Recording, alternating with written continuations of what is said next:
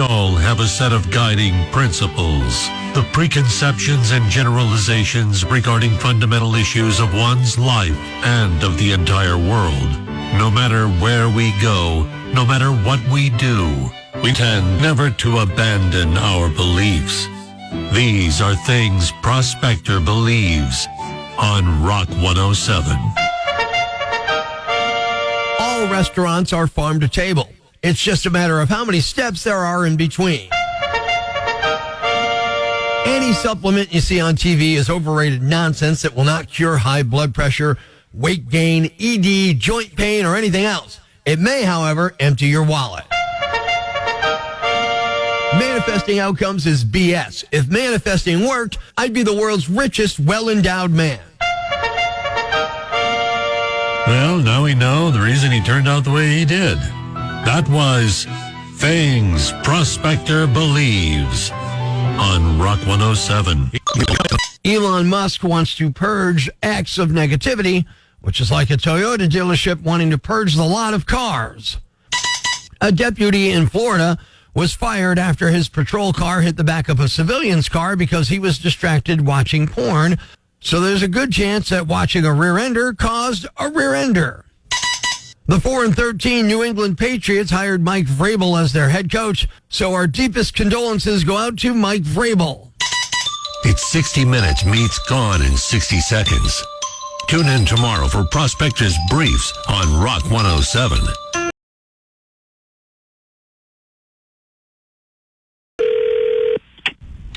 Hello, Hi, yeah, I'm calling for Donna Greenwich. this is Donna. Yeah, hi, Donna. My name is Rick Kerwinkle, and I wanted to real quick see if you had a second. I have an opportunity for you to be one of our influencers for our brand, our company. Wait a minute, and how did you get my phone number? I'm sorry. Your number was in a database. You entered a sweepstakes a couple months ago.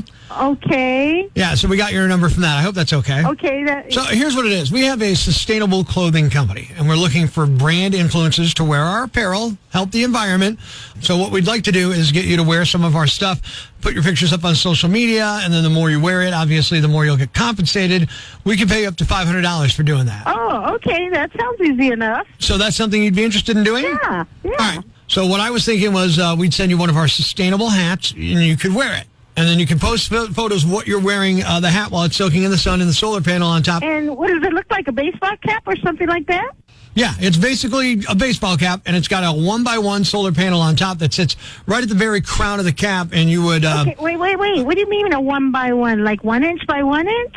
No. 1 foot by 1 foot. So it'll be 12 inches by 12 inches solar panel that goes on top. A 1 foot solar panel on top of the cap? And you want me to put that on top of my head? No, it's attached to the cap. So you'd just be wearing the cap, and it's attached to it. It's really not that heavy. But that doesn't sound like it would be safe.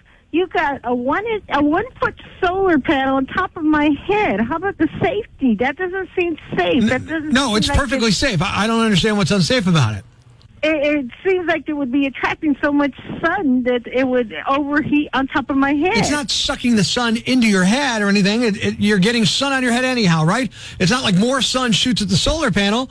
Just think about it for a second, because I'm starting to feel like you're becoming a little reluctant. I am kind of reluctant. I don't feel like it'd be safe. That doesn't seem like something somebody would do. I don't understand why you say it's unsafe. It reduces your carbon footprint. You're charging up your phone. It's a fashion accessory, and you get paid, and you're doing your part for the environment. None of that interests you? I'm not really sure if that's something somebody would do. Would you wear a hat like that?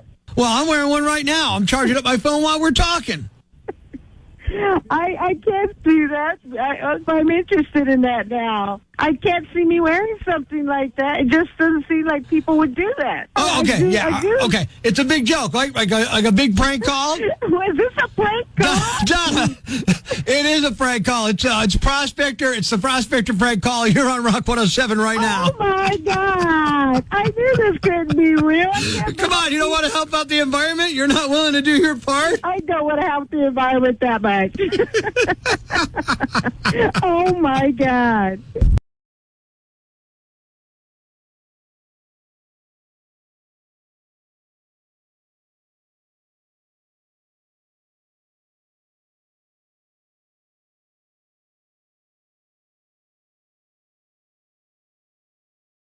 When Dunkin' dropped donuts from its name several years ago, It wasn't because they were getting rid of donuts. It's just that they had evolved to be more than just donuts. But now, some stores don't even have donuts. It's Prospector Show on Rock 107. Dunkin' locations in several states, including Nebraska and New Mexico, haven't had any donuts dating back to last week because they're dealing with a temporary supply shortage. Kate, it's like some guy walking in super confident. Give me a dozen Boston creams. And the employee's like, sorry, we're out. Now what's he going to do? Buy bagels? Bagels are just donuts that gave up on their dreams. Those stores had signs up saying that the shortage was due to a, quote, manufacturing error. There aren't any specifics, but it sounds like one of their suppliers dropped the ball and they didn't have a backup plan. That's like going to a pool and hearing, you know what, we don't have any water today. Look, Duncan, you're not a suggestion, you're a promise. Apparently 4% of Dunkin' locations were impacted, and they're expecting the stock to be replenished this week. Here, just to put things in perspective and show you how ridiculous that is, we offer today's list of top 5 things a Dunkin' without donuts is like. Here we go. Number 5, a Taco Bell without stoners. Top 5 things a Dunkin' without donuts is like. Number 4, a state fair without mullets. Number 3, a joke without a punchline. Hey, wait. Top 5 things a Dunkin' without donuts is like. Number 2, a Broadway show without jazz hands. You just can't have that. That can't happen. And the number 1 thing a Dunkin' without donuts is like, a Starbucks without homeless people passed out in the bathroom. There you have it.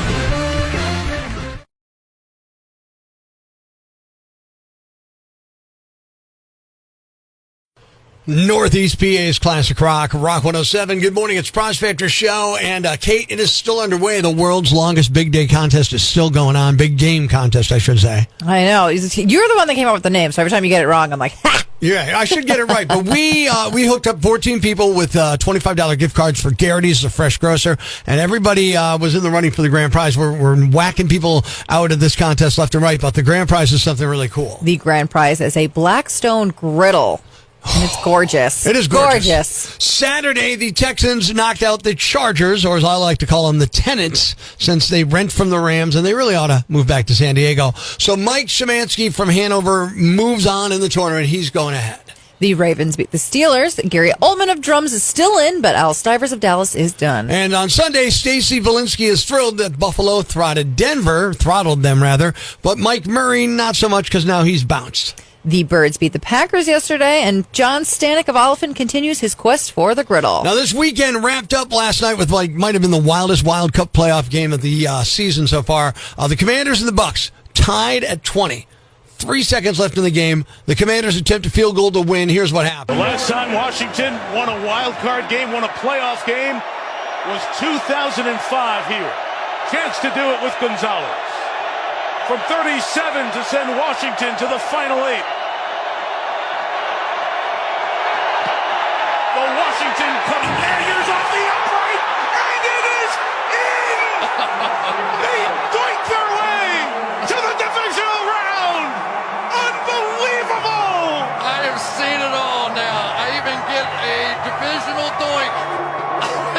I feel like every time I see a game-winning field goal, it's in an Divisional doink. I was waiting for someone to use the word doink. That's Love going to it. be like my new handle on all social media, Divisional doink. So the final score was Washington 23, Tampa Bay 20. Julia Hughes, who had the Bucks, is out, but Hunter Craig, who got the Commanders, lives on. So there's one more game this weekend. That's the Rams, well, I should say this week, taking on the Minnesota Vikings tonight to determine the final playoff team. I remember the woman who got the Vikings, and her name, I want to say Christy, I forget. She was thrilled because she was a Viking fan. Yeah, that's her team. She was all about the fact that she was assigned her actual team, and I don't remember who got assigned the Rams, but the Rams are my team, so I'm hoping that the Vikings lose and that the Rams win, and everybody associated with the Rams gets to move on. So the Vikings, it was Randy Nordfus from Dallas. Randy was awesome. She got the Vikings. She was thrilled. And the Rams, Jeremy Stark from Pittston.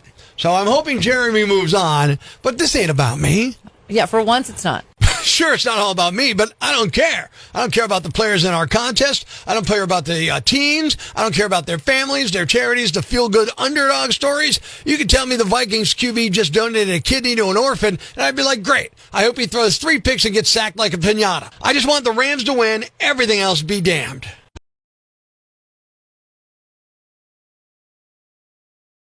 Life's pretty tough right now. There's plenty of bad news, but it's not all bad. It's time for the brighter side of Prospector on Rock 107. A security guard at New York's Metropolitan Museum of Art is also now a featured artist there. 45-year-old Armia Malik Khalil graduated from art school in his 20s and moved to the United States in 2006 with less than $400 in his pocket.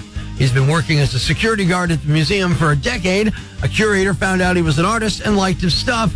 Now one of his sculptures is part of an exhibit called Flight into Egypt that features art from 1876 to present day. Thanks. We needed that. The brighter side of Prospector on Rock 107. Gentlemen, grab the kids, call your neighbors, and gather around the radio. It's now time to announce the winner of Prospector's Jam Bag of the Day, as decided by you at rock107.com. We uncover the most baffling, ridiculous, pathetic, cockeyed, laughable, preposterous blunders in the world of misdeeds.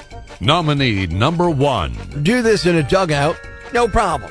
Do it to a random woman on the street, huge problem. A serial butt slapper is on the loose in Colorado. Cops are asking people to help identify him. A woman in the Denver suburb of Lakewood was out jogging on New Year's Day when he drove up behind her on an e-bike and slapped her on the butt. Then a day later, he did it again to a different woman in the same area. Same area meaning same part of town, but yeah, also on her butt. At least 2 other incidents have been reported so far. Someone got a shot of him on his e-bike, but you can't see his face. A serial butt slapper might sound funny, but he could face sexual assault charges. Nominee number 2. Now, this is a far less classy spin on Bonnie and Clyde. Police in Polk County, Florida, are looking for a man and a woman who stole around $500 worth of cleaning supplies from a Family Dollar store last month. And it's the employees who really needed those cleaning supplies. Because while the guy was collecting the cleaning supplies in a cart and wheeling them out the door, the woman distracted the staff by relieving herself right on the floor. There aren't any details, thankfully, but the police are referring to them as Mr. Clean and Miss Dookie, so it's very possible she went number 2. There's footage of them from the store's surveillance camera, but as far as we know, the police are still trying to track them down. And the winner is the woman who pooped on a store floor to distract employees so a man could steal cleaning supplies. Ugh! You're the Yam Bag of the Day, and we'll move on to Friday's Yam Bag of the Week competition. Keep it here for all the nominees for Prospector's Yam Bag of the Day, weekday mornings on Rock 107. Thanks for listening to Prospector's Prime Cuts podcast. Be sure to catch us live weekdays from 5:30 to 10 a.m. on Rock 107 or online at rock107.com or the Rock 107 app, a free download for your Android or iPhone.